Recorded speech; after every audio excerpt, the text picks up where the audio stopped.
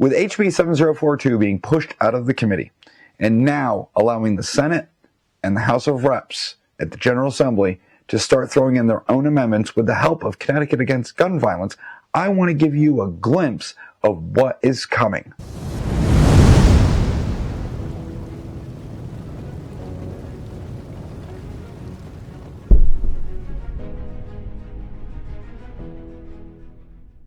Hey, before we get too far into the video, I always say it, down in the description below, obviously you've got your merch link. However, Teespring's been a little wonky, so you can use Bonfire. They're actually pretty good so far. Both links are there. Bonfire definitely does not have as many options as the other one does, but that's one I would recommend. We're going to see what happens, and then I'll import all the designs over to that. We have locals. We have Patreon. You can become a YouTube member and get some behind-the-scenes things, but at the very least, and it doesn't cost you a dime, just like this video. Throw a comment in to help with the algorithm, and if you haven't subscribed to the channel, subscribe to the channel. Toggle that notification bell to ensure you always get updated when I upload a new video or go live. And if you've already subscribed, double check that you're still subscribed, because YouTube is playing funny games and kind of kicking people off here and there. I've noticed the numbers going up and down. It's a little odd. All right, so what are we talking about? I already talked about HB 7042 in another video, but I want to give you guys a quick look at what's coming around the corner. So what we have to talk about is a lawsuit that was just filed on the 11th of April, and it's coming out of New York, and it's directed toward GLOCK. The gist of it breaks down to, back in 2022, I want to get this guy's name right. Back in 2022, Frank James opened fire in the New York subway. Now, you may remember this, you might not, but he put on a gas mask and he went on a shooting rampage, injuring a bunch of people. The plaintiffs for this particular case, and I am going to slaughter their names, are Furong Hugh and Zohazan Yi. I've slaughtered both those names. Sorry. I don't speak that language. All right? Both of them were injured. And what type of firearm did this knucklehead Frank James use? Glock 17, which he lawfully purchased in Atlanta years prior. Then he went on a shooting rampage. So why is New York suing Glock? Not for the reasons you would think. I'm going to go through this lawsuit. I have things already tallied up. I will have links for all this and the original article that I saw down in the description below. You can read it for yourself. But why am I going through this? Well, it's simple.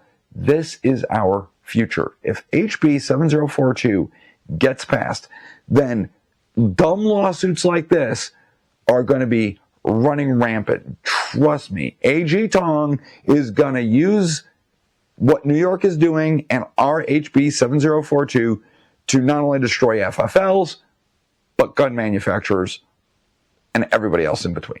Okay, so the defendants in this are Glock, and they're being sued because they engaged in business of designing, manufacturing, and assembling, and distributing, and selling firearms, including the firearm that caused injuries to the plaintiffs. That's their job. That's what they do.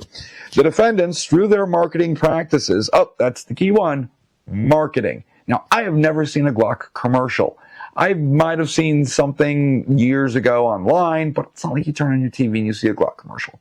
Yeah, you might see a Glock ad in some sort of firearms magazine, but they're specifically going after them for marketing practice.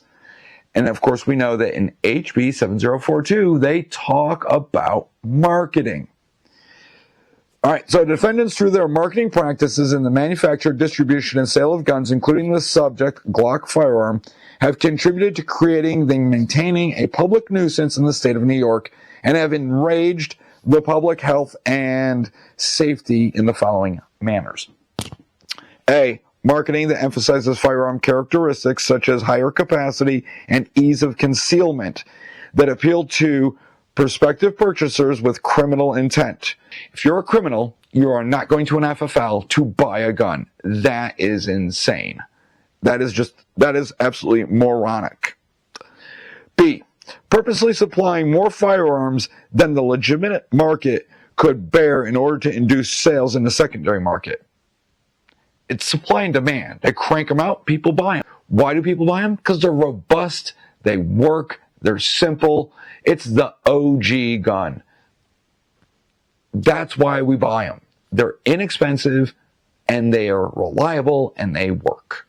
C, not training dealers to avoid straw sales and other illegal transactions. Those are already illegal. And there is training. Connecticut specifically has training for straw purchases and other things. When you get a job at an FFL, you have to go through this training. But I digress. Again, this is New York, guys. Refusing to terminate contracts with distributors who sold to dealers with disproportionately high volumes of guns traced back to crime scenes. That's not Glock's problem. That'd be the FFL's problem. It's not even the distributor, right? It's like trying to shut down campers because an FFL in Connecticut is doing, illegal activity stuff. Camper's just doing what Camper does. They're just a distributor. Failing to have Glock removed from song lyrics, movies, television series, and video games. Because Glock is synonymous with semi-automatic handguns, it's their fault that pop culture references them. That's so idiotic. Failing to stop the glorification of Glock ownership through media and celebrity endorsements. In successfully burying news articles, stories, and documentaries that criticize and publicize Glock history and marketing. I can't believe this is a freaking lawsuit. Upon information and belief, defendants are aware that their Glock design, which promotes concealment and firearms firepower unsuited to personal defense or recreation, enables an individual in possession of a weapon to inflict unparalleled civilian carnage. What the hell? Glock 17 is a 9mm Luger. So is Smith & Wesson. So is a SIG. So is the vast majority of handguns that are bought for personal protection. Because that caliber is a NATO caliber, and it's everywhere. It is the most popular caliber out there. But because the Glock shoots that, you have unparalleled civilian carnage. They go on to say, despite that knowledge, defendants, Glock, continues to market and distribute Glock firearms to the civilian market. You can't make this up, guys. You really can't. There's a whole bunch of other stuff. But what it boils down to is when they come into an act to fight gun violence within New York, it gives a full breakdown that in July 6, 2021, Governor Cuomo signed a General Business Law 898, and it goes on to talk about that. And that's one of the laws that really kind of helped enforce all those areas where you couldn't carry a gun. And if you know what I'm talking about, if you're getting a New York City concealed carry permit, there's a lot of prohibited areas like public transportation, Times Square, etc. They give a breakdown on Frank James. Now, upon information, Frank James was born in 1959 in New York and spent years drifting from city to city. He had been arrested 12 previous occasions, mostly for misdemeanors. Connecticut is one of the few states where there are 11 misdemeanors that would bar you from getting a gun permit. A lot of states don't have that. Okay, but he's got misdemeanors. He was arrested 9 times in New York from 92 to 98 with charges including possession of burglary tools, criminal sex act, and criminal tampering. He was arrested 3 times in Jersey. The earliest was in 91, all the way through to 2007. Upon information and belief that James had no felony convictions and he purchased his Glock 9mm handgun in 2011 from a pawn shop in Columbus, Ohio. He fills out a 4473. If there are no red flags, he gets a clean bill. He can purchase the gun lawfully because there's nothing there in the system, in the NICS system, that would prohibit him. New York, New Jersey, and all these other states where he was arrested never notified the FBI or anything like that to put him in the NICS system to prevent him from buying a gun. Why? Because those crimes that he was arrested for probably didn't meet the criteria to put him in the system due to federal law, federal regulations, things like that. But they're suing GLOCK because what New York, New Jersey, and whatever else didn't put his crimes in, like, say, the NICS system to prevent him from buying guns. So when he went to Ohio and he bought this firearm lawfully from the pawn shop, it was given to him. This lawsuit is insane. I know in some sections of this lawsuit, I'm not going to bore you guys with all the details, they talk about how Glock 17s in the secondary market are coming from police departments, and that civilians, you and me, should not have access to firearms that, are originally designed for police officers because they're just too powerful for civilian use. They're the same gun, whether the cops use it or you just go to a gun store and buy that damn gun. They're identical. There's nothing different.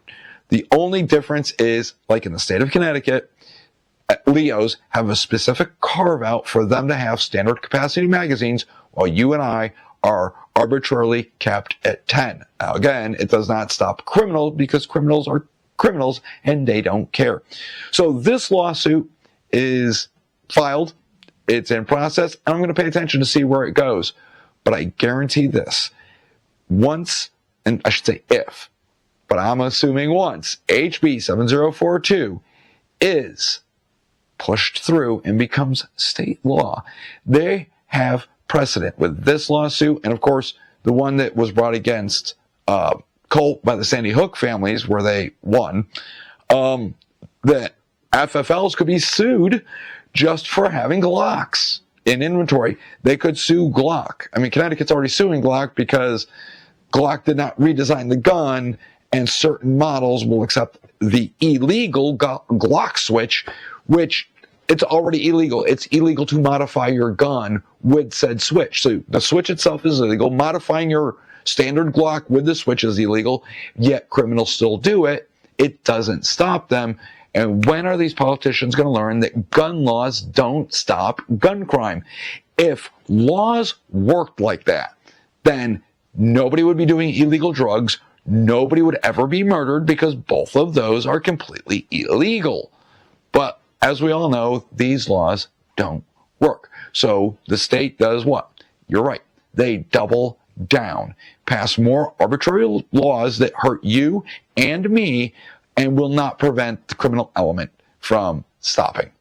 That's all I have for you guys in this video. I thought it was rather interesting and thought you'd like to know what New York is doing and the buffoonery going on there, knowing damn well that Connecticut usually follows suit with whatever California, Washington, New York, Massachusetts do.